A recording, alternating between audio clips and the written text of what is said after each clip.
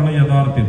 ഇനി ഇതും നമ്മളിപ്പോ പ്രൊഡ്യൂസർ അസോസിയേഷനൊക്കെ ഇങ്ങനെ വിട്ടയുടെ റിസ്ക് എന്നൊക്കെ പറഞ്ഞിട്ട് ഇത് കേൾക്കാതെ പടയെടുക്കുന്നവരുടെ കാശ് പോട്ടെ എന്നൊക്കെ ഉള്ളൂ നമുക്ക് പറയാനുള്ളൂ. കാരണം എന്താണെന്ന് വെച്ചാൽ സിനിമ എടുക്കാൻ വേണ്ടി വരുന്നവരോട് ഒരേ ഒരു അഡ്വൈസേ ഉള്ളൂ, കുടുംബത്തിൽ നിന്ന് സിനിമ പൊട്ടിപ്പോയാലും നിങ്ങളുടെ കുടുംബജീവിതത്തിന് ഒന്നും സംഭവിക്കുന്നില്ല എന്ന് ബോധ്യമുണ്ടെങ്കിൽ മാത്രമാണ് സിനിമ നിർമ്മിക്കാവുള്ളൂ എന്ന് അടിവരയിട്ട് വീണ്ടും പറയുകയാണ്. കാരണം അതാണ് അനുഭവം. ഇപ്പം എന്നെ സംബന്ധിച്ച് ഞാൻ എടുക്കുന്നത് 100% റിസ്ക് ആണ് എന്ന് അറിയാവുന്നതുകൊണ്ടിട്ട് തന്നെ എൻ്റെ വൈഫിന്റെ പാസ്പോർട്ട്, എൻ്റെ 2 കുട്ടികളാണ് എനിക്കുള്ളത്.